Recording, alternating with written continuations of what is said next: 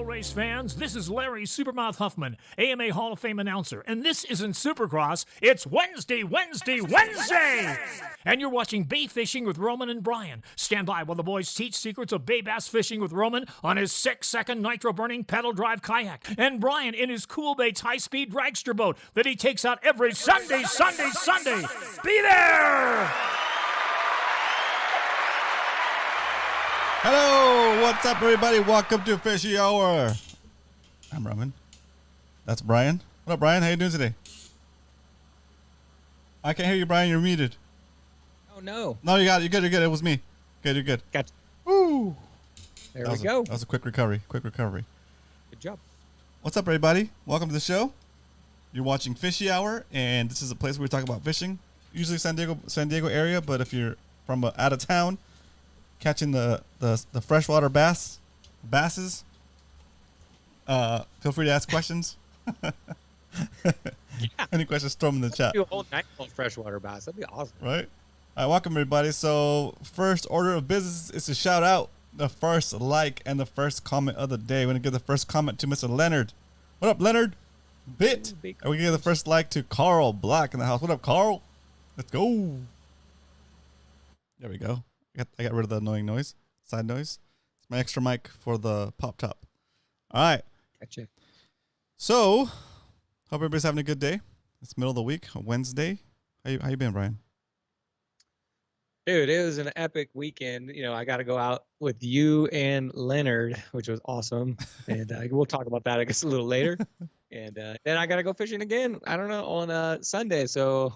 And hopefully I'll be fishing Saturday, Sunday, Monday this weekend. Nice. I'm going to get that drop bite down, dude. I'm going to figure them out, dude. While I get the chance to figure those things out. Very cool. Perfect. So, you want to do shout outs? You want to go right to the drinks? Let's do some shout outs. Let's go right to the drinks, guys. Welcome, everybody. Welcome. I got, you ready for your shout out? You ready for your drink? Of course. I've got my boba. Very nice. I'm going to shout out these couple guys real quick. Mr. Spinning Rod Rebel Marvin. Got Stingray. What up? Eric the Judge Lehman in the house. I got Eric Hernandez. What up, Eric? I got Cave Dog. What up, Cal? Cave Dog. What else I got in here? 5 Gill Fishing. What's up, Dan? Stingray 07. Dario in the house. Dario, you back? What's up, Dario? Dario's back, dude. Dario's going to be in PB shout outs, dude. Dario, you've been missing out, dude. Did he get that Dorado? He wasn't missing out, dude. Okay, good. We'll Good. See. I see John. What's up, John? Welcome. Eric Klein, welcome back. What's up, Eric? Very cool. Arnie, what's up, Arnie? Here we go. On a scale of 1 to 10, 10 being the best Arnie. pop top you ever heard in your life, 1 being the worst, rate this pop top. Arnie says I need a drink. I look thirsty, Go. dude. All right. So for you guys, look right back here. That's a thermometer. 94 degrees right now, Roman. Jeez. So yeah, I'm gonna enjoy this. Oh, okay. 90 degrees.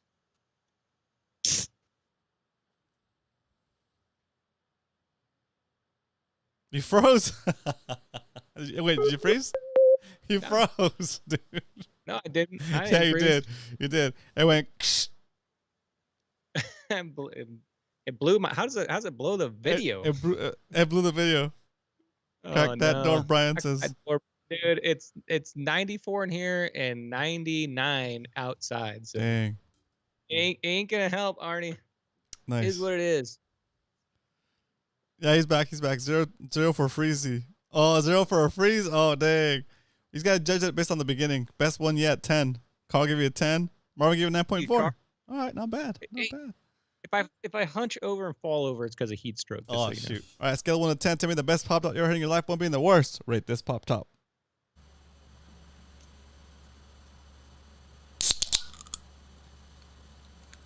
Oh, you froze again. I think that the heat is affecting your internet. Big time, dude. Cheers. Cheers, everybody. Cheers, everybody. We're gonna -5. What? I got a -0.5. TB Metal Heart's tough tonight, dude. Mm-hmm. Oh, yeah. Leonard's always good for a 9. Thank you, Leonard. Oh, I guess that's your score. What's up, Stingray? Thanks for coming on Monday. Thank you so much, Caden. Awesome.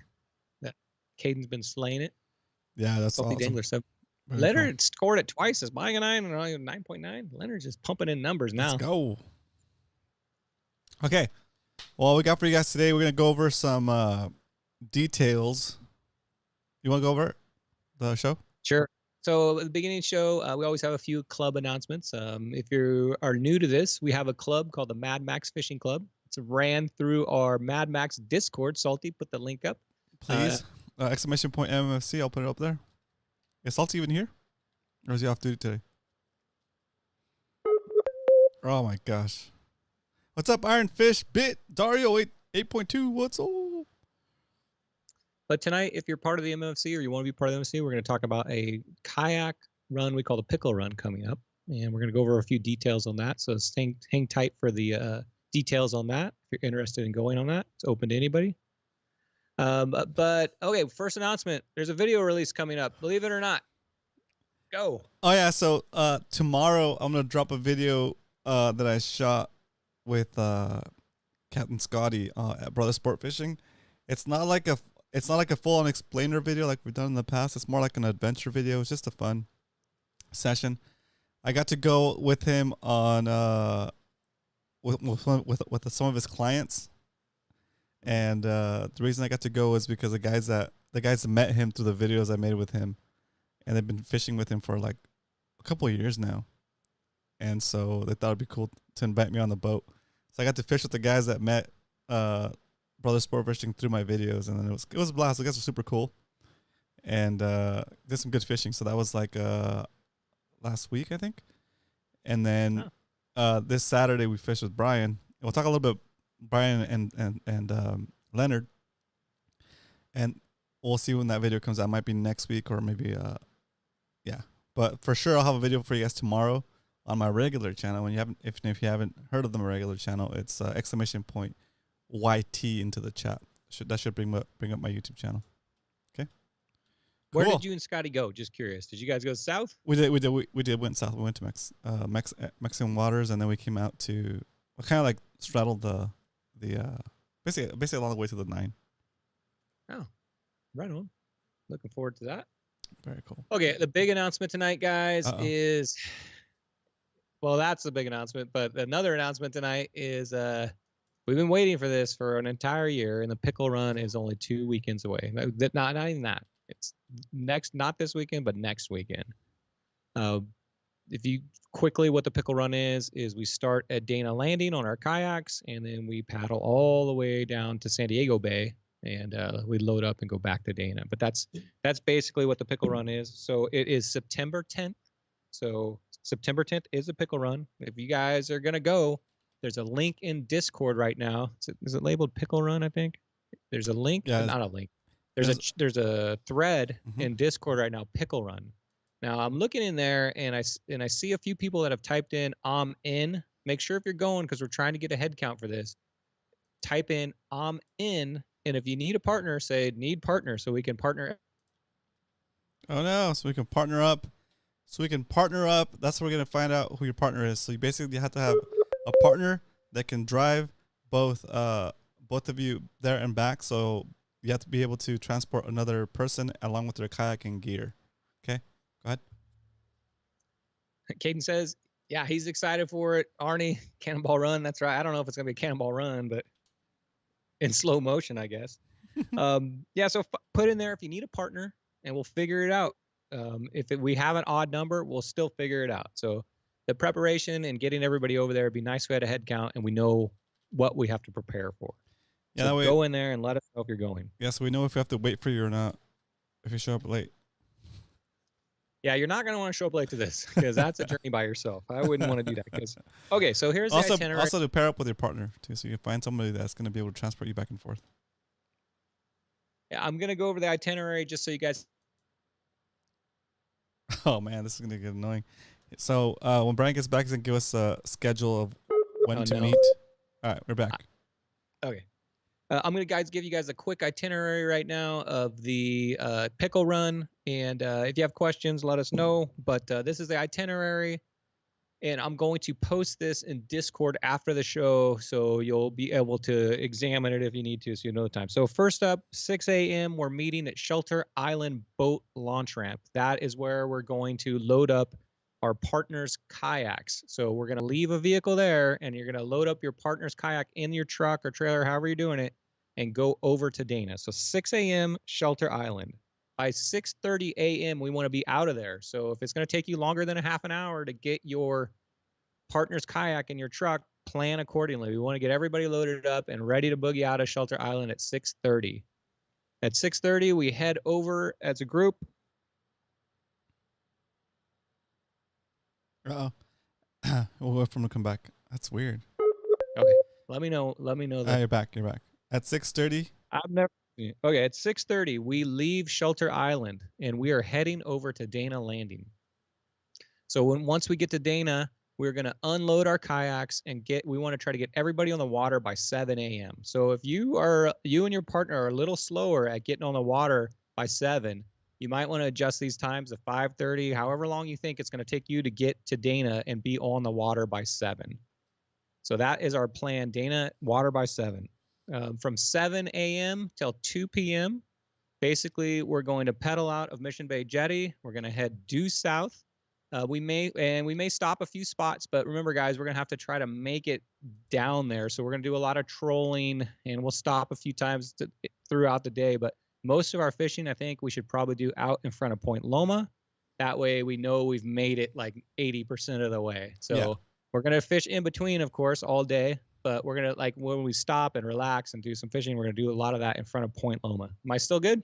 Yeah, you're still good. I think the big deal here is we don't want to get caught with the outgoing current on the way in. It's gonna be hard, especially after a long day. So we are gonna, if we see bird activity, if we see kind of like fish around, that should be throwing baits at, and then we'll stop short of Point Loma. But the goal is gonna be to get to Point Loma as quick as possible. Kind of look around, see for any bird activity, any kind of like fish that are eating, right? Bait, whatever. And then if there is, then we'll fish that. If there's not, then we'll go more towards like Point Loma area, get like 80% there to San Diego Bay, and then we'll fish that whole kelp most of the day, and then around 5 o'clock. We'll probably start heading towards the mouth of the bay around 4 o'clock, actually. Just give us that 1 hour to get there. The tide, we've got to be in the jetty between 2 and 3 because 4 o'clock is slack tide. So if we hit the San Diego jetty right at 3, we'll have a 1 hour basically incoming time with a little bit of slack tide. Okay, slack tide is 4:15 p.m. that day. Slack tide low or slack tide high? Slack tide low. Oh, dang. So we'll have an incoming tide all the way until 4. So that's when it stops. So I was thinking 3 o'clock we start heading in that jetty. That gives us an hour. Yeah. So then we'll be able to just ride the tide in, hopefully. And then try to get to Dana by 4, whatever. Not Dana. I'm sorry, Shelter by 4. Yeah. And load up the yaks again, and then the plan is 4:30. Head on over to Dana and be at Dana back by 5 p.m. Yeah. This could all be adjusted as we go in the water, if it is. But that's the basic itinerary, just so you guys have a basic time frame. It could take a little longer. Who knows? It could be a little shorter. If we get caught in that current, it's going to be a little longer. And then Coach volunteered to set up the cookout. So if you guys want to hang out, we'll probably be in San Diego. I'm sorry, Mission Bay. The Mission Bay area. We'll need to figure out exactly where. Have your phones with you. Bring your chargers. We're gonna talk a little bit more about what to bring and some safety stuff, right? Absolutely. Kevin thinks it's gonna be longer. Does anybody remember how long it took last year? Me and Roman were trying to think about that. We thought it was about 9 hours, and that's what we're allotting for. Was it about 9 hours, Kevin? Salty? Dario, whoever went? How long was it? A long rope to tow to Shelter Island. Yeah, I'm down for that. True. You bring a rope, dude. You can tow me all you want, dude. I'm down for that. 12 hours. Okay, so you cut out again. So 12 hours. Could we wait for the next tide? No, it's gonna be incoming. No, it's gonna be outgoing. So we have to wait the whole cycle. Yeah, it was longer. It was longer than 9 hours. No, it's 7:37 is p.m. is slack tide. So we'd be at it was dark when we got to Shelter. The way we launched at 7 a.m. didn't get in until 7:30 p.m. Oh dang! So if that's the case, Kevin, we may be just fighting the tide. It just may not be a fun way in. Yeah. I can take 2 yaks on my car, no problem. All right, Dario. So Dario, I'm assuming you're going. I said so he can't. He can't take. oh, can't. That's his problem. Okay. Well, Dario, you need to find somebody with a truck, and then you'll leave your car. Yeah. At Dana or at shelter. You'll leave your car at shelter, and then you'll. No, but he still needs to take his stuff and the other person's stuff back to. Dario, we're gonna have some pickups there, like mine. I think I can get 3 in that. So if we get down to, like I said, where we have an oddball, we're gonna have to try to figure it out. And if it gets down to the point to where we need my trailer, we're gonna make this happen, guys. Yeah. So if I have a 24-foot quad trailer that I could probably fit 5 yaks on. So we're gonna make it happen. Yeah. But we're still trying to get it organized. So we'll make it happen. What's up, Muto? If you can't haul one in the Discord, let us know that you're gonna need a 3-person transport. Yeah. Well, okay. So the most important thing though right now is that you go into that Discord thread. And if you're going, this is where we need to hash that stuff out, okay? This is where we need to figure out who still needs a partner, okay? Can you transport more than 1 kayak or not? Can you transport 3 kayaks? Because we can mix and match and make it work, okay? So if you're going, if you want to go into that Discord thread, Pickle Run. It's under the events section, okay? Cool? Cool. All right. So the question before I cut out was, Caden said, bring lots of water and snacks. So guys, I don't know if you guys have been looking at the weather reports, but like this weekend, did you see what it's going to be on Mission Bay? 93 degrees on Mission Bay, 107 in Ramona. That means that the Dorados are going to be right there, chilling in Mission Bay. What is that? What is that going to do to the fishing? I don't. It's going to make them come closer to shore, I think.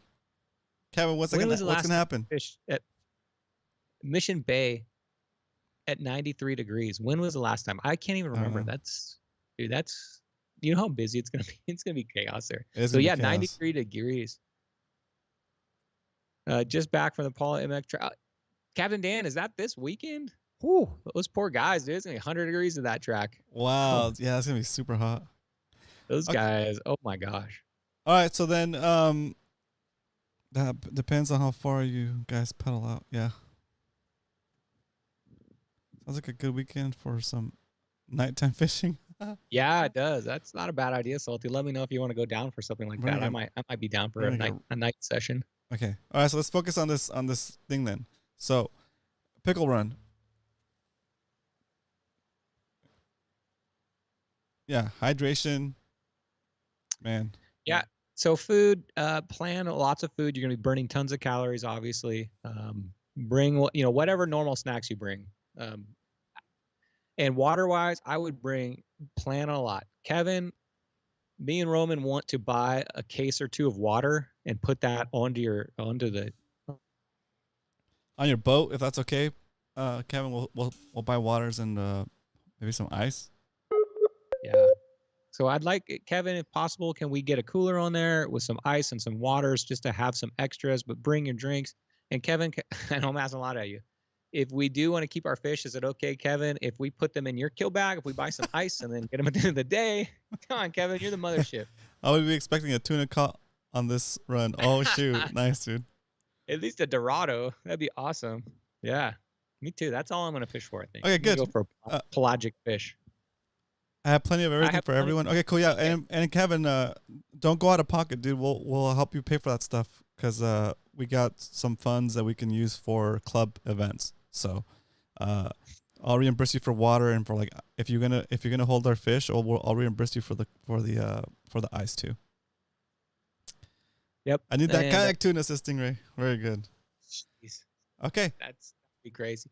All right, so the question I had for Roman is because I'm taking out this big group, me and Kevin and Roman. We're taking out this big group, and we've had Mad Max in the past actually capsize or flip their kayaks and have had problems getting back on.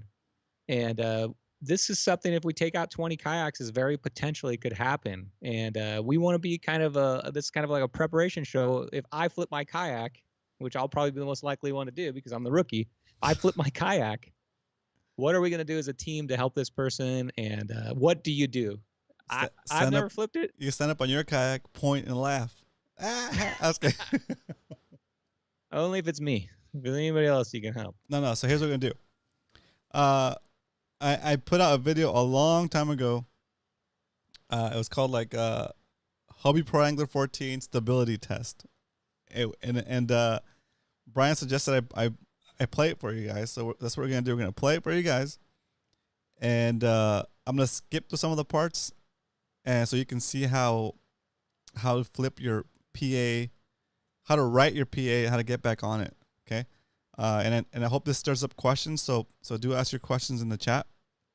And we'll go over those and give you guys a better explanation. But this will give you guys a good idea of what to do if this happens. Okay. That said, I hope nobody flips. I think the only reason why you would flip at this point would be like if you're on a fish, right?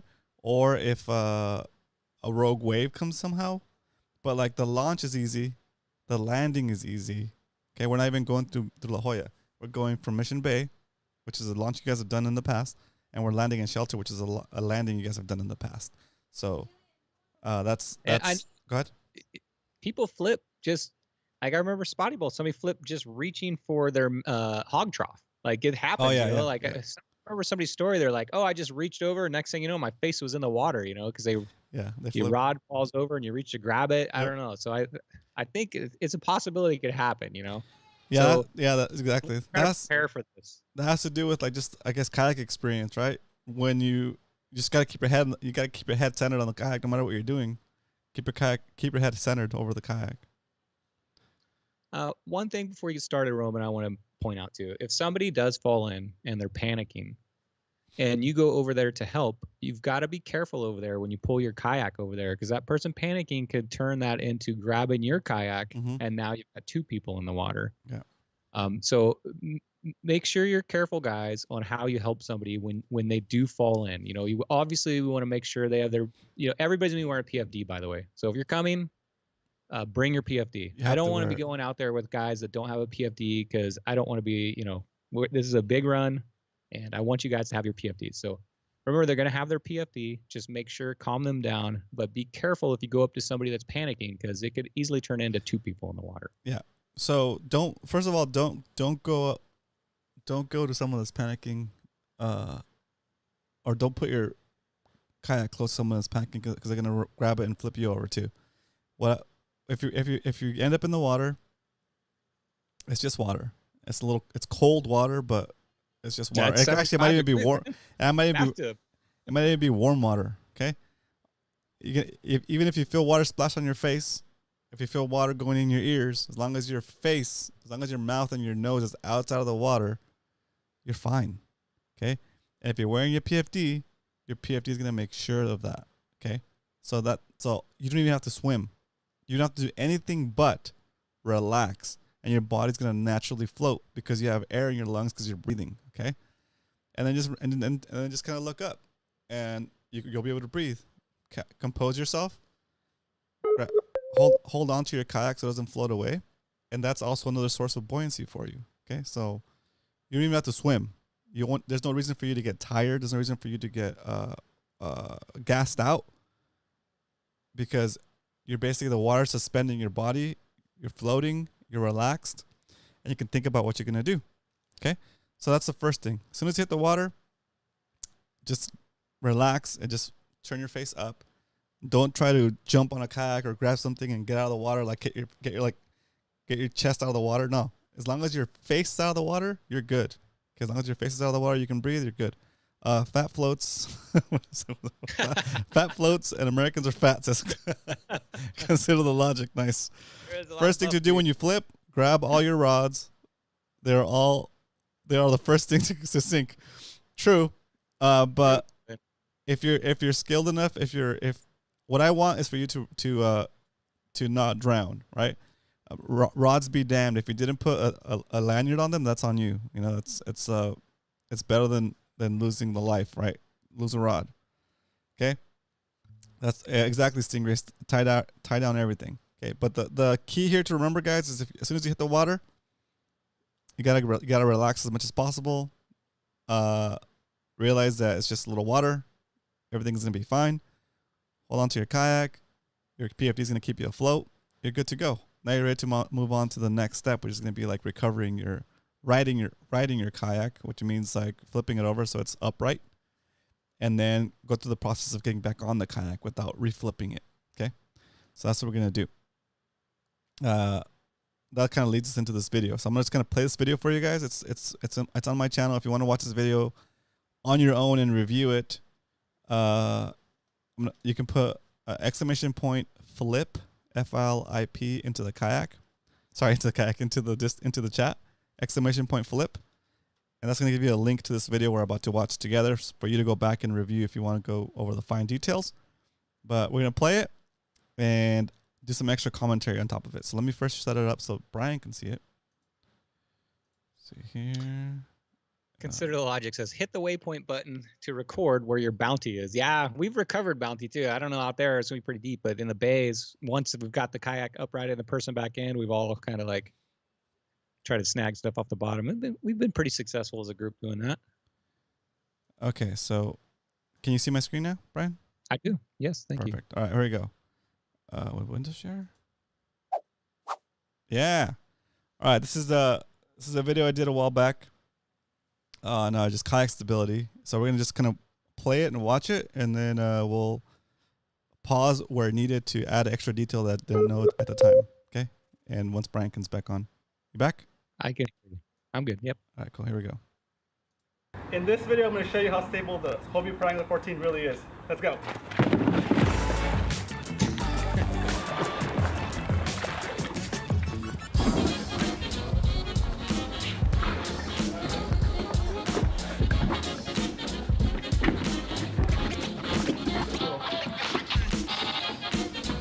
Probably step up on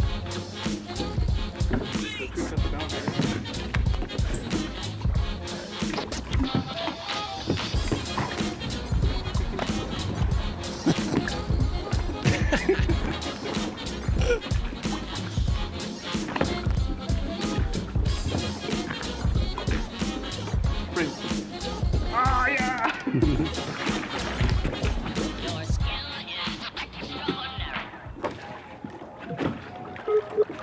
Pretty fast. Alright guys, now we're going to try to see how much effort it is to actually flip it. So it's pretty stable. I feel pretty comfortable with it. Alright, so as you guys can see, like these pro anglers are pretty stable, and Yep. it actually takes me putting my whole body weight to the side and holding on to the one of the H bars on the side to actually pull it over on top of me. So I mean it's stable, dude. So here we go. I'm just gonna fast forward a little bit. With it, I feel more comfortable now than I did before. Now that I've actually messed around with it and I'm in a comfortable situation. So I recommend that for you too if you want to check the limits of your stability. It has a lot to do with your own balance. All right, well, let you guys So watch I that want to put the thing. thing with me. Right? So here, to actually flip it. When I'm fishing. Okay, here we go. So. If I didn't hold on, I would have fallen off the kayak before it flipped. See? You know, like my balance would have made me fall off. So for the riding, I tied a string to my H bar. And this is gonna help me flip the kayak back over. So I'm gonna throw it to the other side. And I'm gonna go around. Don't swim under it. Go around it. Just see, maneuver yourself around the kayak. Your kayak is your float. Rope as leverage. Help you climb up.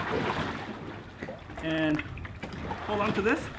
And then put your body into it, and you hold weight and pull it back, and it'll flip back over. And the easiest way to get back on is from the back. So I'll get to the back. It's harder when you have a life vest. I'll put that on in a sec so you can see the difference. So you want to pull your weight up with your arms so that the back of the kayak is at your belly or around your hips. And you want to shift all your body weight on top of the kayak. Okay? Here we go. We're going to pull down and over. And just flop on the deck. Okay? Flop on it like a fish, dude. Flop on the deck. It's gonna help use that weight to pull yourself up. Just drag your belly on there. I like how he left his hat on for realism. Alright, now we're gonna do the demo again with all the stuff on the kayak because it's gonna add more resistance against the water when we try to ride it. And we're gonna put the drive in there, the seat's attached with the bolt that it comes with, and the kayak paddle's attached with the standard bungee. And we're not gonna put a lanyard on the drive to see if it falls out. Hopefully it doesn't fall out. It's gonna be held in place by the actual locking mechanism. It's also a little bit different getting back in the kayak with the actual PFD on, so we'll show you guys how to do that same thing. But earlier you saw it without a PFD, so you get the mechanics of it. Now we'll do it with all the gear in place. So here we go.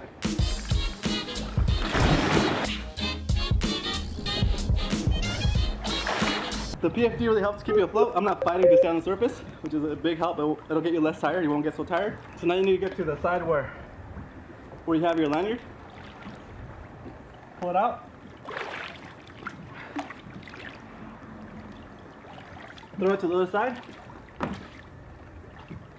And then go around the kayak. Don't go under, because especially with the PFD, you can get trapped under the kayak if there's like surf and stuff, because the buoyancy will keep you up against the hull. Okay, so go around it, either the front or the back, doesn't matter. Back now you're going to use this rope to climb back up towards the top. Give me some leverage.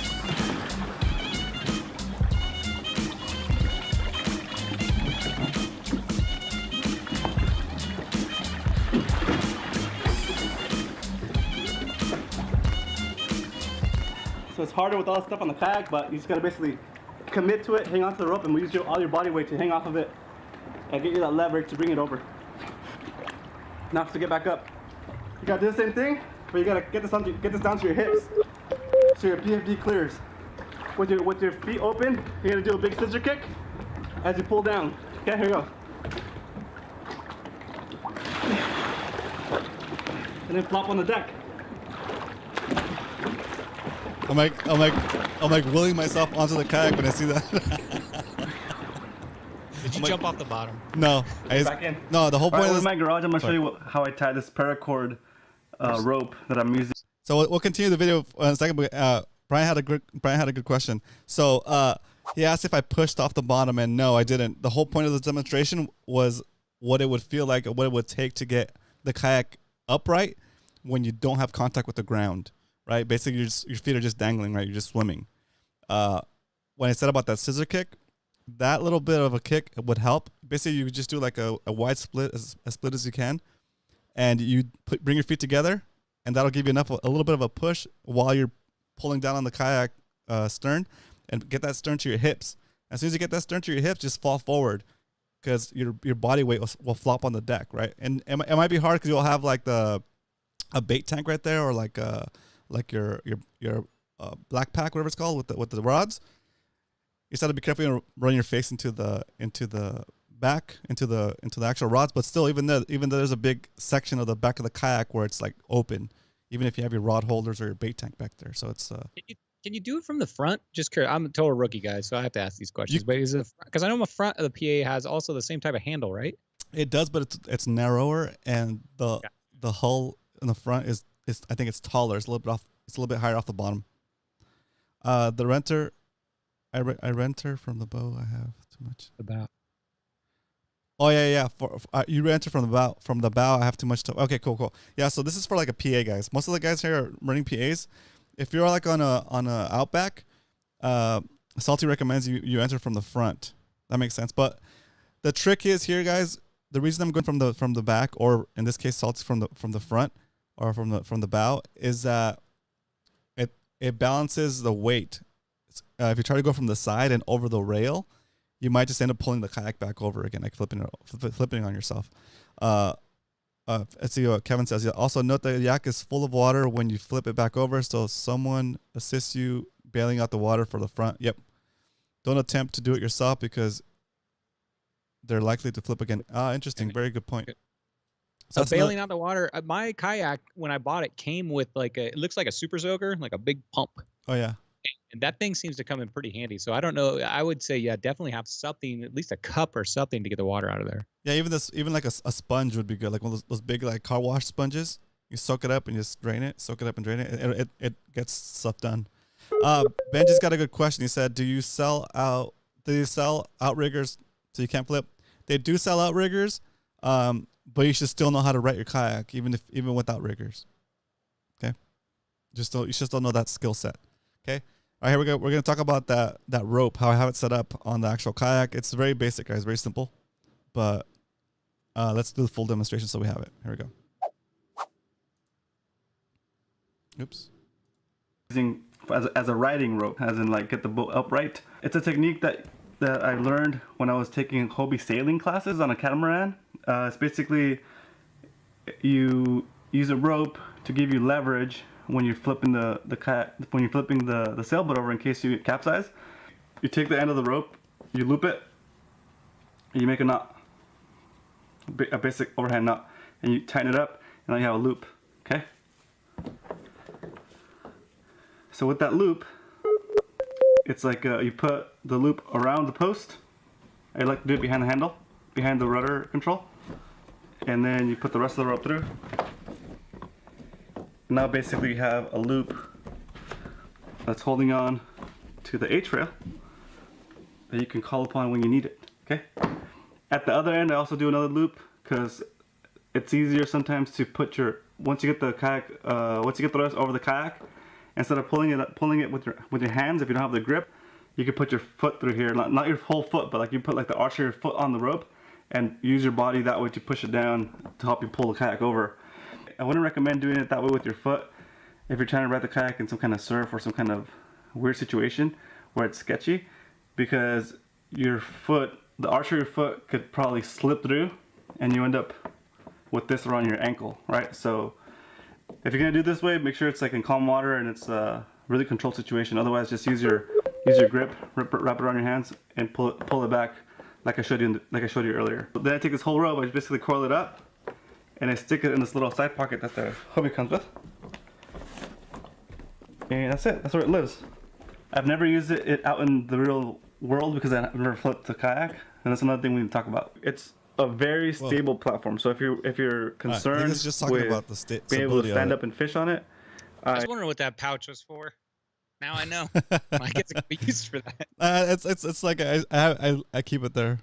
No, that's a really good idea. I see that pouch and I was like, oh, what can I put in there? And usually I don't have anything in there because I keep my phone, locked in the watertight little box there. Right. So that's a great idea to put that in there. I'm gonna check out those videos. Also leave them at the end of this video so you can click on the. Check this out though.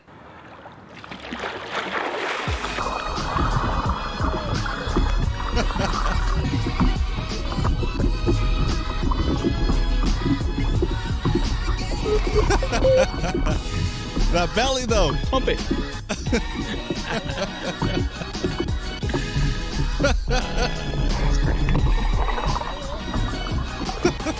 Look at all the water. You could have put your head in there and breathe. Oh yeah. All the air in there that it captured in there. That's so funny. All right. Questions, guys. It's supposed to be entertaining, a funny little video, but at the same time informative. So questions will be a great point, and then like this is the time to ask questions, guys. I wonder if any questions. Yeah, I have tons of questions about flipping it over, Roman. So go for it. So I think most of us have that black box on the back, right? And that thing lanyards on. So are you lanyarding your rods to everything is it land? Yeah. So that's how I do it. Just real quick, and you guys can tell me how you guys do it. I know what he's gonna ask at this point, so I'm just gonna start answering. I got your question. I'm gonna start answering.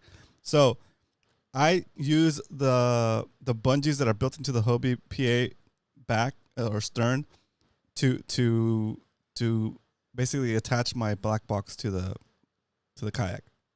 From there, I use lanyards from the rod tubes to each rod that I'm taking with me.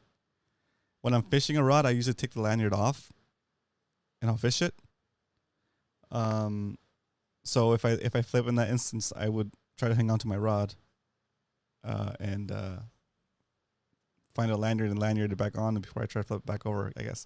But yeah, it's kind of where the balance between convenience and like not losing your gear, right? So, but yeah, that's the way it attaches. The chair is already attached to the kayak. Anything else is gonna kind of fly out the window, you know. Like if you forget to put the little bungee over the top of your tackle box, it's gonna fly. Everything's gonna fly out. Eric has a very good question right there. Says, I believe when Aaron flipped his kayak, his water boots were the issue, and that's what weighed him down. Yeah. There's a. I think I'll do this. Here's what I'm gonna do. I'm gonna do an update video with these boots. Okay. Because the problem with the boots, they don't weigh you down while you're in the water. They do cause drag, but if they fill up with water, water weighs as much as water, so it's not going to pull you down. Okay, so first of all, get that idea out of your head. It's not going to pull you down. If you're in the water with boots, the boots already have water in them. It's going to weigh as much as the water around it. Okay, what you are going to feel is the drag of moving that much water around that's already in your boot, right? And when you try to get your boot out of the water, then you're going to feel the weight of the water that's in your boot, right? So if you're gonna wear boots like this when you're fishing, I'll take them off if I need to, right?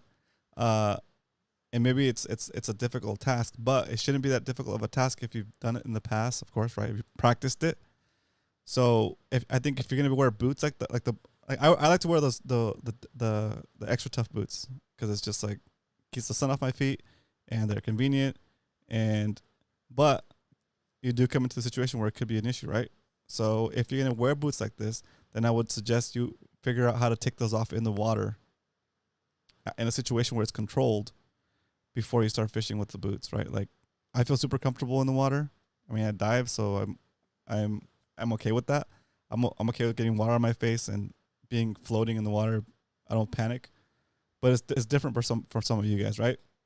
I recommend you practice getting in the water with your boots on and take them off while you're in the water, just so you have that feeling. You understand how it's done. You're not doing it for the first time in a real scenario, right? Eric, boots must go. Yep. Lucky with the. Yeah, I think for this outing, the reason this is kind of a different topic, but let's talk about it for a second. When I fish normally like in the bays, I like to wear the boots because I don't even get wet. Like I land to where like my boots are high enough that my feet don't even get wet, and as long as I don't get crazy on the kayak, I'll remain dry the whole trip.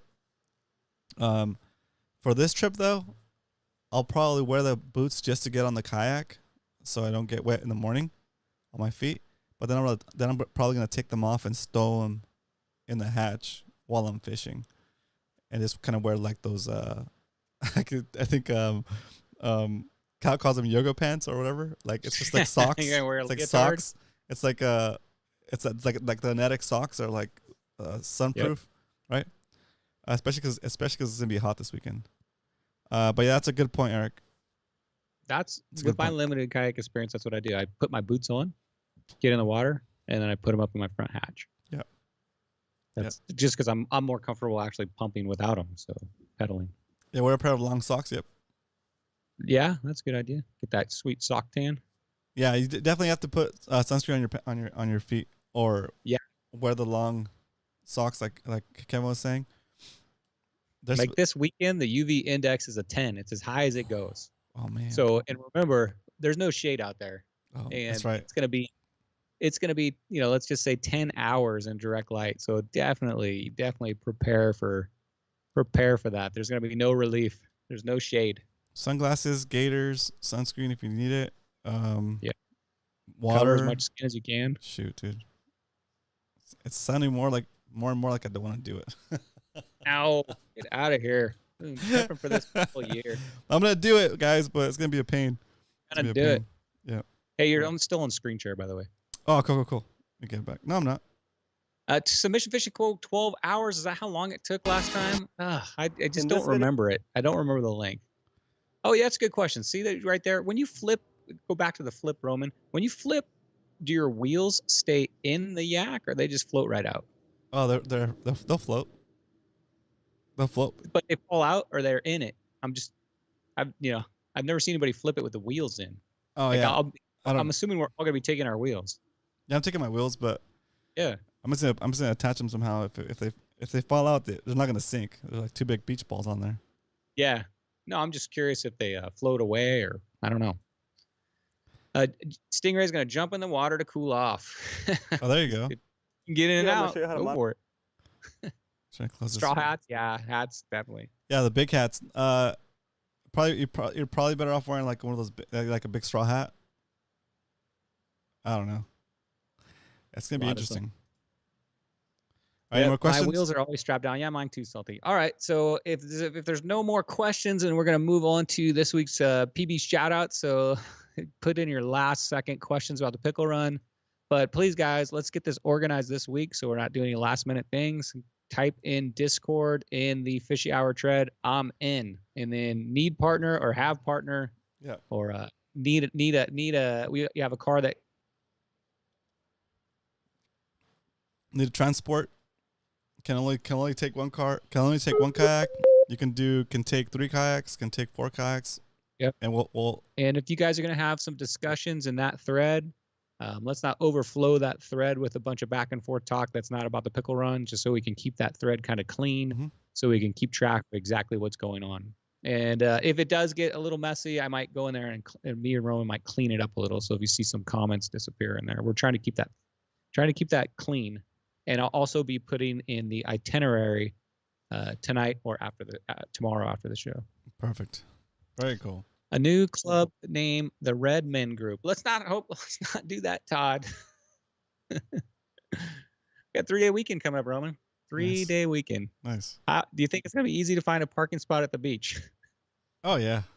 Oh my god. Oh my gosh, it's gonna be crazy down there. You guys that are launching out of La Jolla this weekend, I can't imagine how busy that place is gonna be.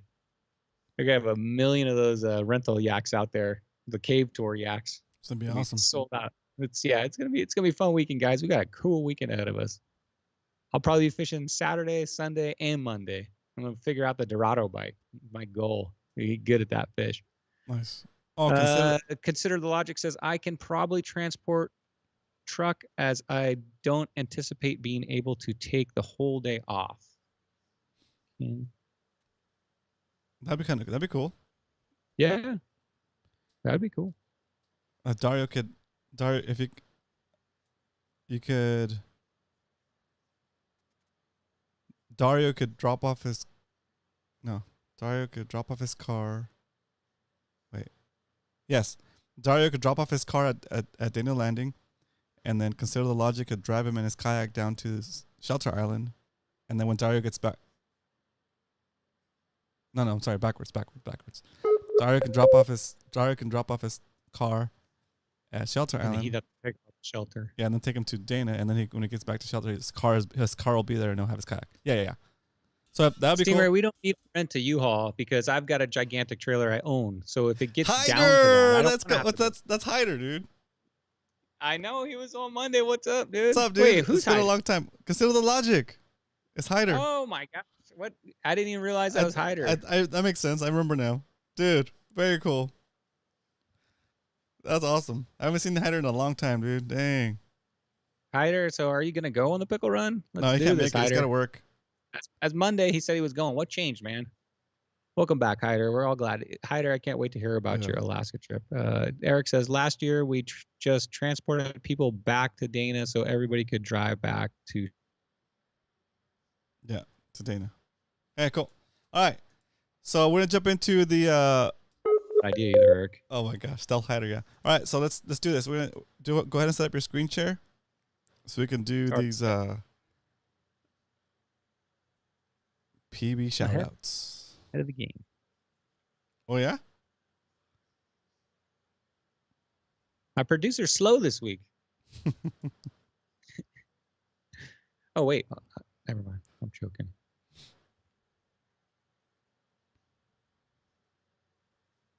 I'm slow.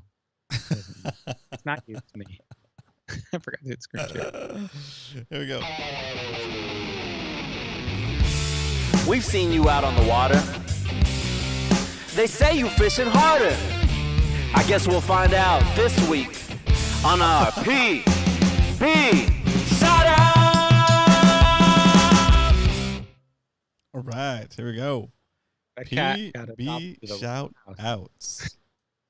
So if you want to be on PB Shoutouts, there's been a lot of fish caught, guys. So please, sometime during the week, preferably before Tuesday, at Brian Likes to Fish on Instagram or at Brian Likes to Fish on Discord. Send me over a picture. I'll put on anything. Just remember to include a story, and we'll get you on PB shoutouts that Wednesday. So PB shoutouts.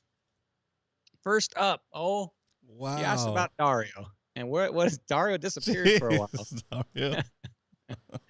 I don't even know what to say, dude. That's so awesome. Is that like thing like super heavy on It's your like lap? a butterball, dude. How big was that, Dario?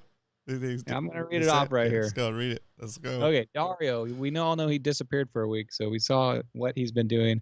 I got my PB big eye tuna during the trip, along with a couple more nice fish. 180-pound, 181-pound. Went with a couple friends, left early in the morning, and started looking for birds to the south of the Pico Islands. Found a lot of life right away. After trolling for a couple hours, another buddy told us about an area close that was holding fish. We arrived to see lots of birds and big boils. Had the trollers in, and we approached and got bit right away. First fight was a quick fight. I landed a fish in under 10 minutes. It was just a tiny 80-pounder big eye tuna. No big deal. Got back to the top of the school. Trolling around, got a triple strike on the boat. That's crazy. That had to be chaos. And we only had 2 fighting belts on board. So I started to fight mine without a belt for the first 10 minutes or so. And the fish was beating me up. Dude, I know the feeling, dude. Beating me up pretty bad. Luckily for me, my buddy's fish broke off and he handed me his fighting belt. Oh, shoot. Oh, no, you cut out. No, you hear? Well, let that sink in while Brian gets back. That's a beautiful fish, Dario. Hold on. Okay. He got his friend's fighting belt. Got his friend's fighting belt because his friend's fish broke off. Did you cut that line, Dario? Broke off, and with this caliber of fish standing up, I came to realize pretty quick that a fighting belt is a must. Mm-hmm. Fought this fish you're looking at for an hour and 15 minutes on a Penn International 50 with a custom trolling rod. Oh, yeah. Not sure exactly what the line on the reel was, but he's guessing it was a 150-pound braid with a 250-pound leader. The lure was, I'm going to start scrolling through some more pictures of his too. Bam. The lure was a Minnow 220 LSR 9-inch. Even though the fish got tangled a few times, because they were triple hooked up for a while. Jeez. On that kind of fish. That's crazy. Even though the fish got tangled up a few times, we worked them really well as a team and landed both fish. Oh, very cool. Props to his friends for great work. I want to pronounce this guy R-U-I, Ruiz. R-U-I? R-U-I? Ruiz fish was 202 pounds and landed in 1 hour. My fish shortly after, 238 pounds. Wow, dude. It took all 3 of us to flip him in the boat. We took a dive in the ocean right after as we were all beat up. Later in the day, we got a couple more schools and landed an 80-pound big eye caught on a popper. Man, what a day. I used a Daiwa Saltiga 2000 spinning reel or 20,000 spinning reel and a black hole rod 130 custom rod. The line was 120-pound braid, 200-pound leader. Also landed 100 and... Oh, no. Also landed 100 and something. Dude, that's an awesome vacation, man. Also landed 100 and something. Also landed a 169-pound yellowfin, which I think you're looking at right there. That's awesome. On the same setup. Epic day of fishing. One that here's some more pictures of it. Oh, wow. Here's it on the scale. It's hard to read that scale, but that's his 230 odd pounder one. Jeez. That's the lure he's using, guys. So he's giving you that single hook. Good. And this is his friend. That's the 202-pound. I think that's the big eye. On the popper. On a spinning reel, too. Reel, too. So cool. You were asking what Dario was doing. You said he was missing the Dorado bite. Oh, nice, dude. Nice job. And there they are, laying out with their fish. Nice job, Dario. Sounds like an epic trip. Yeah, dude, that's an epic trip. Shoot. Very cool. Very cool. cool, Dario. Thanks for sharing that. Next up, here's looks like a La Jolla launch. Are you kidding me? Yeah, Kevin, that's crazy, huh? I think, where were you at, Dario? Is that Portugal? Were you in Portugal? The Azores. Oh, the Azores? Mm-hmm. Where is that in the world? I'm sorry, I don't know where that's at. By Portugal, I think, right? That's what I think, yeah. So, man, great fishing out there. Next up, we Peter 86 went out with the La Jolla Yakuzas, Alex, Adobo, Mike. So it looks like they had a crack of the light launch. Got out there. Calico fishing was pretty good. We all went home with some fish. He got his PB Calico, which is this guy, I think, right here. Congratulations, Peter. Got my PB Calico, 18.25 on the hookup bait. Nice. The plastic part got completely ripped off, but at least the hook stayed in the fish's mouth. Nice. He caught it on a Daiwa Tatula 150 and a Daiwa rod, and all his fish that day were caught on hookup baits. Oh, and it's like he's got, if I had to guess, that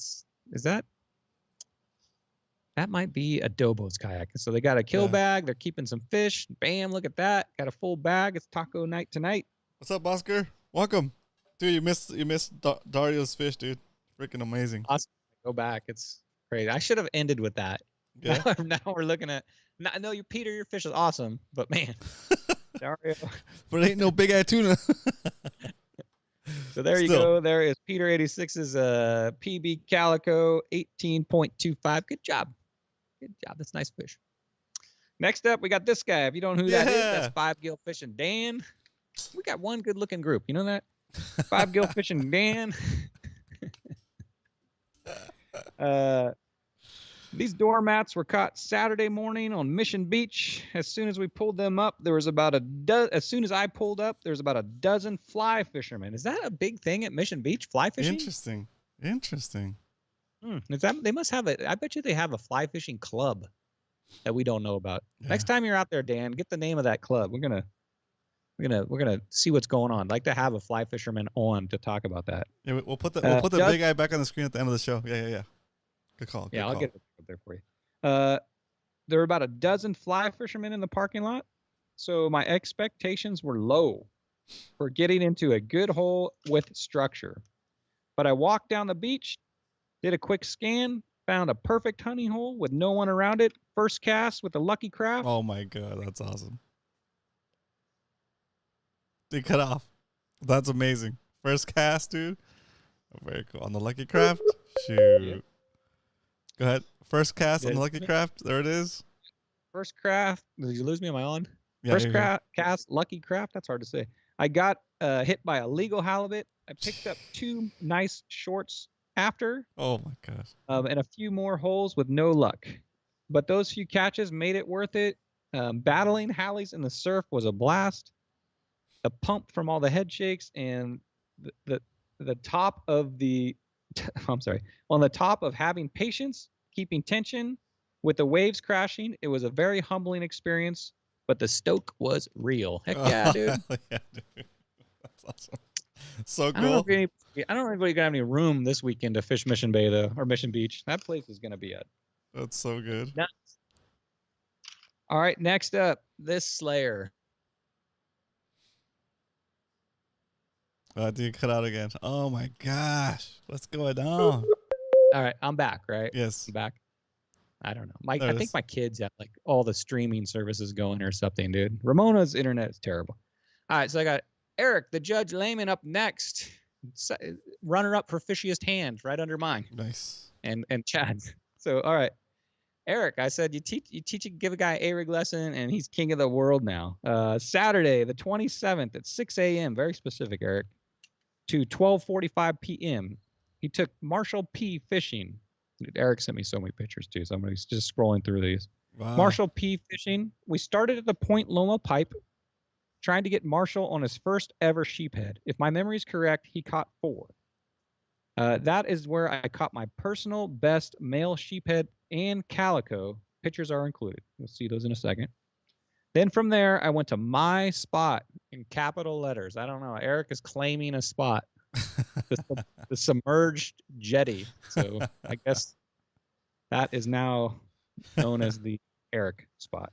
The submerged jetty. There I caught a legal halibut, and now he's just bragging, dude.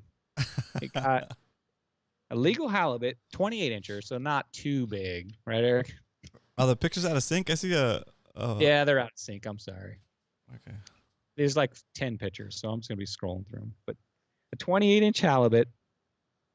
The rest of the session with Marshall, we just got a normal session of mackerels and spotties, and dropped Marshall off at 12:45 so he could make his daughter's basketball game. And then he picked up Andy, Happy Skunk, on Discord. Andy brought me a bag of some homemade baits that he made. Cool. Took off all my Kytex and tied on his baits. Well, 4 halibut. I'm just scrolling through all these giant fish. All right. And did I cut out? Yeah, you're back. What did I cut out at? Switching the baits.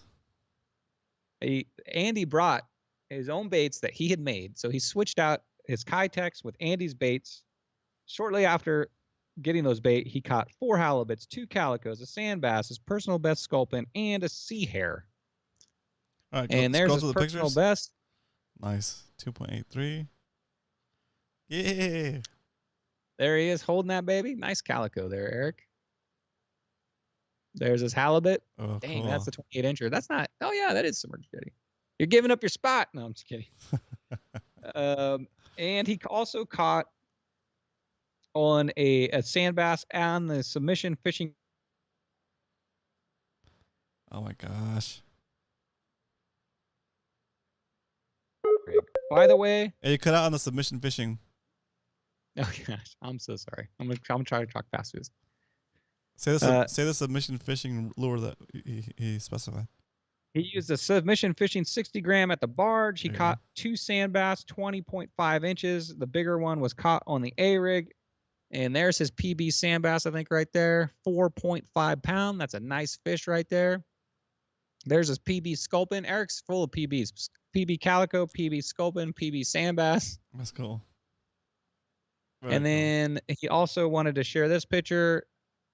He said, by the way, my daughter's boyfriend dog says, what's up? His name is Bingo. And Eric, I had no idea you bought your clothes at Hollister. Is that what that is? Eric, I really had no idea. That's funny.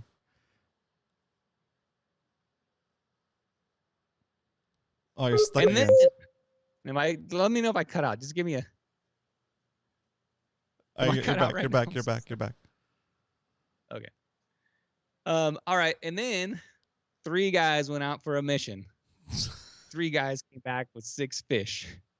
Sorry we didn't get into our day too much with Roman and with Leonard, but I think Roman might be putting out a video of this because we did a lot of videotaping. So if Roman puts out a video, you'll get the whole story on this. Yeah. But basically, I'm gonna give you the abbreviated version of this day. Go for it. So Leonard and I, there's Roman with his beautiful Dorado. Leonard and I had never caught a Dorado before. We were both going out there and we had a mission to get our very first Dorados. We could not accomplish that in the first, I would say, 6 hours.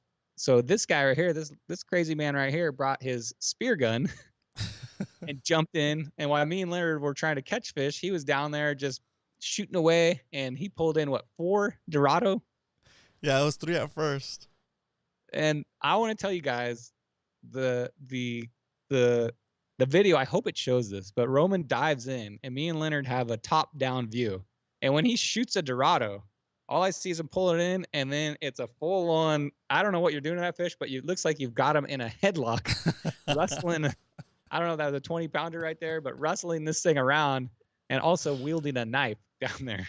Yeah. And I was actually really impressed, Roman. I honestly did not know that was how you did it. So he pulls it in, grabs it in a headlock, takes care of it, and then swims it over and hands it to me and Roman. But I hope the video shows that. I try to get as much underwater footage as I can, guys, but I've not been out with somebody that's spearfishing, so I thought that was pretty cool. Just seeing it all go down. The process is it's intense. It's cool though. It's super cool. It is intense. It's like caveman fishing. I don't know how It else to is. describe It's it. very It's primal, like, dude. It's super primal. get over here, Yeah. grab them, bam, haul them out. It was very. I'm so used to rod and reel that was like very. So Roman got himself 4 Dorado on the spear, and me and Leonard would not give up. We finally found him busting the surface. We were at the right place at the right time. I think we found him busting the surface. I threw in my 1 ounce cool bait. Bam! I got hooked up, and then right at the same time, Leonard threw in a live bait. Bam! He get hooked up, and me and Leonard both caught our very first Dorado together. It was a double hookup. Double hookup. It was a double hookup. So we fought our first Dorados together. That for sure will be. that's That for sure will be in the video. Not the video I'm putting out tomorrow, but the video I'm putting out next week. Okay. Tomorrow's video is Yep. going to be with Brother Sport Fishing, and then after that, it's going to be with these guys on this adventure.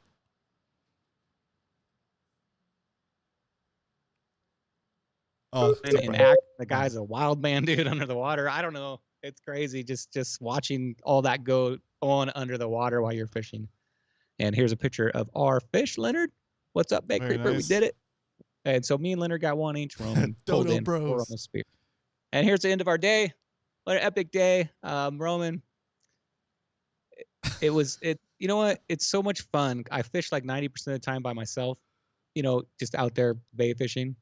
And it's so much fun to get out there with you and Leonard. I had a great day just being around friends and learning a new type of fishing. And the fishing was very slow for a long time, but it didn't matter because we all had a great time. Yeah. Had a great time talking to Leonard, had a great time talking to Roman. And that's just how it is sometimes, guys. And enjoy the day, even if you're not catching fishing. I did. And that is the end of PB Shoutouts. I'm going to exit this room. Yeah. Man, that was crazy. Like I was sore, guys. I pretty much instantly had a cramp as soon as I got in the water with my fins. I haven't used my big fins in a long time, so my calves are like, "What the heck are you doing?" The second you jumped in, the first thing I said to Leonard, I said, "That looks like calf cramp to me, dude." If I put that giant, the fin is like, I'm not kidding, guys. How long is that thing? 3 feet long? It's about 4 3 feet feet. long? I don't know. Like 2 or 3 feet. Yeah, It's at least 3 feet, dude. And it's like a carbon fiber stiff looking thing. And I can just, even when I go snorkeling with normal fins, I get cramps. That thing looked like, ugh. So I definitely, I was out of practice. I was out of practice to say the least, but I didn't realize how much I missed it until like I was in the water, and then, the clarity. yeah. And what me and Leonard's viewpoint was looking down, and it was crazy because I kept trying different lures, and I would throw an A-rig, and they would chase it, but they wouldn't. They wouldn't bite it. So he had a lot of followers on that A-rig. He tried for a while too. So many fish down there. I can't imagine what your perspective was. I mean, are we talking, was there 10? Was there 20? there's like was there 100? Hundreds. Hundreds. Yeah. So You don't realize what's down there. I mean, when I see 10 come up chasing that, I know there's probably, like you said, hundreds down there. like when you see the little boil on the surface, and it's like I don't know, about the size of a tabletop. They're all like schooled up right there eating the little bait. Underwater, there's like hundreds of them. It's crazy. Yeah. So like it had been such a long time since I speared a fish like that. It just felt. Yeah, I know this is a fishing channel, guys. This is a fishing show, but like, dude, you can't compare. I like hearing about this. Yeah, you can't This compare. is kind of a form of fishing. Yeah, you can't compare the feeling of shooting a fish like that to like hook and line and bringing one in, because you're like you're making eye contact with the fish basically before you shoot it, right? Especially the first one was like a special one for me. The first one, because it was like the biggest one I could see, and the whole school, well, like a big part of the school swam past me. And I know like the first couple of fish that swim past you are like the little ones, like the medium ones. They kind of just scope you out because they're curious. They're more bold. The bigger ones are more seasoned. They know better. You know, like they don't come right up to something that's curious to go check it out. They wait for the little ones to go check it out first. And nothing happens to them, they kind of like start to get more confident and they come in too for a closer look because they're curious. So you have to wait them out. You have to wait out with that big guy in the background. And even then, when they come through, they let the medium fish be between you and them. So you gotta kind of like line up your shot so that you're shooting, and you're not hitting a smaller fish before you hit the big fish, right? And you also don't want it to be too far of a shot, because if it's too far of a shot, you'll poke it with the spear, but it won't go all the way through, and then you kind of miss your shot. You ruined it. So you gotta wait for them to get close enough. It's such a cool experience, and then once you connect, Are they spooked when you bring out that 5-foot long spear gun? they're not. They're curious to see what you are. If you point the gun at them like aggressive, then they kind of like instinctively know not to line up in front of it. But what I'll do is I'll hold my gun close to me, like kind of like a soldier will hold his gun against his chest, I guess, while I'm in the water, so they can't tell like that the gun doesn't stick out that far away from me. And then when I see that there's one coming, I usually try to look away from it, because if you don't look at them, Don't want to make eye contact. yeah, So I try not to make eye last contact. second, you're like, hey, Yeah. So I'll have my gun pointed that way, the way I'm gonna try to shoot, and I'll look this way, and then I'll give it like a second. You'll start to get the timing of it. You'll feel like when they come real close, and it's like you don't feel it, but you can kind of just guess. Start looking that way, like if you're kind of looking for them, and then they'll swim around to this side and kind of like get real close so they can check you out because they think you don't see them, and then you just turn around, and your gun's already pointing that way. You just kind of extend your gun out and line up on try to hit the spine. And that first one was like a beauty, Yeah, man. Like it was. you brought it to the boat. I was like, that first one. I'm gonna say that was a 20-pounder, maybe. I don't know. Really I don't think it was that heavy, but No? it was the biggest one for the day. And Yeah, when I hit it it, wouldn't fit in a 40-inch cooler. It was sticking out the back. yeah, the whole tail was sticking out of the 40-inch cooler. It was when I hit it, I think I hit like the spine right behind the gill plate, and so the fish just kind of like when I shot it, the fish just kind of did this on this like it stopped swimming, instantly stopped. So it was like this. It was like poof, just did this, like it just pivoted on the axis of the spear, like it hit and it just kind of like tilted like pinwheel, dude. But not like it was swimming away. It just kind of pinwheeled, and I just kind of grabbed the line and didn't really have to play it. I just grabbed it by the tail, and then did my process, right? And then in the moment, like, I was super excited to get the fish, but my instinct was right away not to get too excited, just to grab the fish in case they had a second wind, in case they like woke up or something, and grab it, kill it, get it on the boat, and try to get another before like the rest of the school kind of spooked out, right? Right. And we got the second one, and it wasn't that great of a shot, but then we got the third one, and then got that to the boat, and then at that point my body was like tired, dude. I was just cramping and didn't feel that great. And I thought, okay, and I kind of thought to myself, okay, that's good. Like, we got one each at least for the boat, and I'm grateful to the ocean, to the fish. And I got super emotional, dude. Like, Oh. on the swim step back there, like, I kind of just let myself cry for a little bit, because it's been such a long time since I've been in the water like that and had such good opportunity to shoot fish like that. So it was super good, and like happy tears, right? Like, I could never get this emotional about hook and line fishing. It's just, spearfishing is my thing, dude. It's so primal.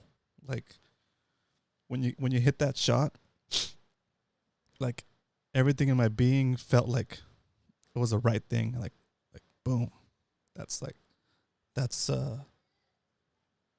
what I'm meant to do, you know. And then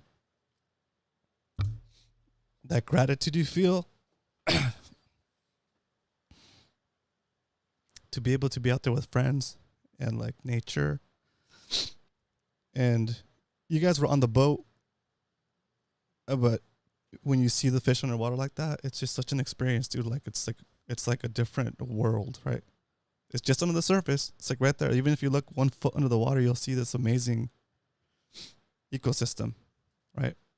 Where it's like, it's unreal, dude. Like, the way you see fish in a bait tank, like mackerel in a bait tank or sardines in a bait tank. That's how you would see Dorado, like that size, dude. Like, or like tuna, or like yellowtail. Just like, it's beautiful electric blue water. You don't see anything, but like the strands hanging down from the patty, and then all of a sudden you're like, what is that? And you see like some shadows over there in the distance. You're like, oh man, what is that? And then they get closer to you, and it's just like, oh wow, that's a school of yellowtail. And like they just come up and swoop past you, and it's like, holy! It's like everywhere.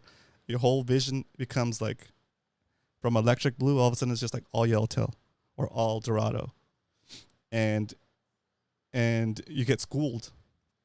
You don't know which one to shoot because they're moving so fast in front of you that there's just like too many options, and then next thing you know, they're all gone. You're like, missed my shot, right? Because you couldn't focus on one because you're trying to pick the bigger one, and they're going too fast for you to even do that.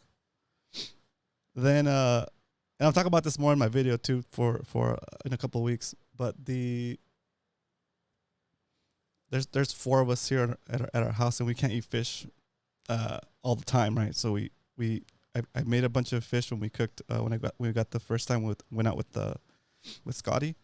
But then for this fish, like I had so much fish, right? Filleted it all and everything, and I was able to share with a lot of the guys in that I talk to frequently. Shared with my neighbor, shared with my friends, family friends, and that's also a big part of it for me. Like that feeling of bringing something home and being able to share it and it's like most like you're not gonna get better fish than that, like at a store, you know, like you're not gonna get that quality of fish. And the accomplishment of you going out, you know, and harvesting that fish yourself and bringing that back to feed your community is that's a cool thing. Yeah, it's a very cool feeling.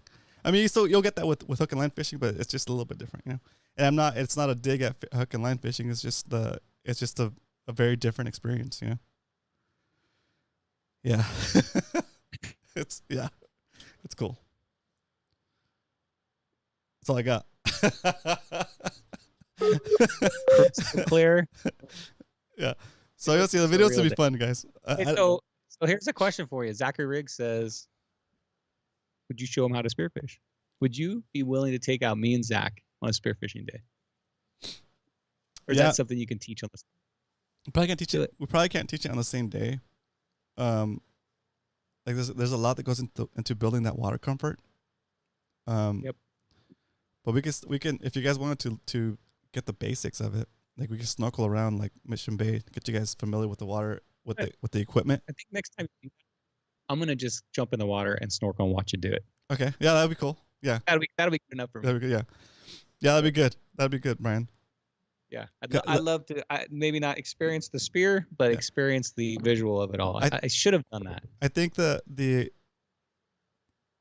easy part is shooting the fish, dude. Honestly, the easy part is shooting the fish. It's what happens immediately after that. That's the issue. You got to get into the process, right? So many things can go wrong that you got to have your system in place, right? Once you shoot the fish, it can take off on you with that spear if you don't get a good shot. So you have to figure out how to bring it in without it wrapping you up, how to basically pith it or thirst it or kill it so it doesn't go crazy. How to go from like getting the spear close to you, pulling your float line, pulling up your filament, and swimming while you're putting it off to the side so that it's not going to have the opportunity to wrap you up. If the fish wakes up and takes off on you, then you let it go. Let it run. You have the spear in it already. Just let it run. That way it doesn't have the opportunity to like circle and wrap you up. And then you start gaining on it again. Once you get it close enough to handle, you don't grab its face or whatever. Some people grab its face. I like to grab its tail first with my right hand. It's like all this whole thing is a process for me. It's a procedure. It's like a ritual, right? Shoot the fish, get a good shot on it, bring it in, grab the tail. That's what Brian was saying, that I looked like I was wrestling the fish. I grabbed the tail, then I put my face over. Then I put my left hand over its face. I put its tail between my legs. I pinch it between my legs. At this point, the fish is upside down. The spear is in it, so it's under control. And I basically cut his gills out, let it bleed out in the water, and then I get it to the boat. And the boat people will take the spear out for me and then return the spear. But yeah, that's I think Carl Black's right, cameraman style. I want to go. We're gonna make a video. Me, you, and Zach. Okay, I'm down. I'll bring my good camera. You can run it down below. And I think these conditions right now, it's a perfect time. So we'll plan a time, Zach. We're gonna plan something out there. Roman, that was a great way to end the show. I think we're gonna end it on that note. Sounds Great good. story. I love to see the emotion. Yeah, You're making me emotional because it was a great day out there. It was an awesome day. was an awesome day, and it reminds me of back when I went with you and Kevin a year ago in kind of the same time frame. That was also an awesome day in my life. So thank you, Roman. Awesome. Thank you for that great story. Way to end it, guys. This weekend, be careful out there. Remember, it's rookie weekend, so if you're going out on that bay, watch out for those Grouponers. But it's gonna be epic weekend.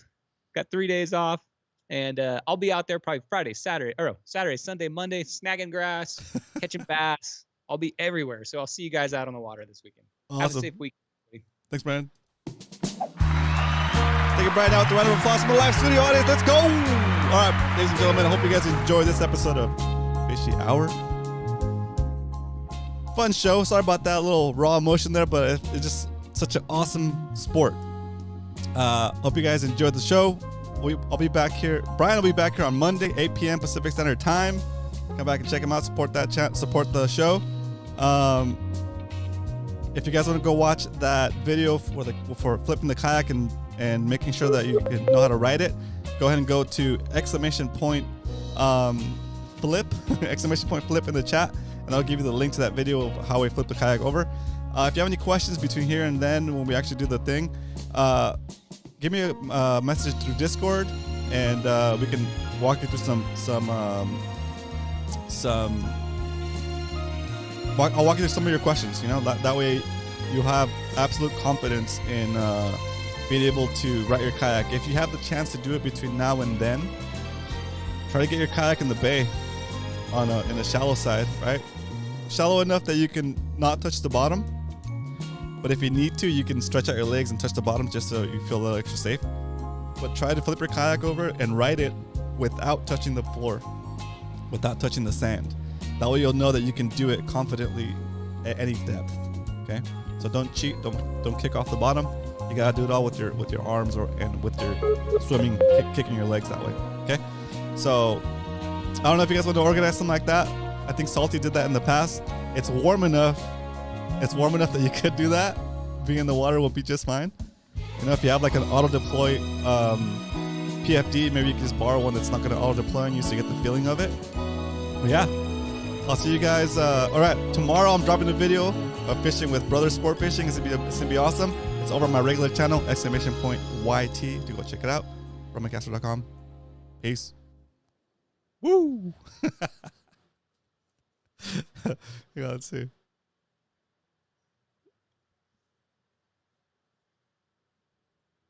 All right, cool. There we go.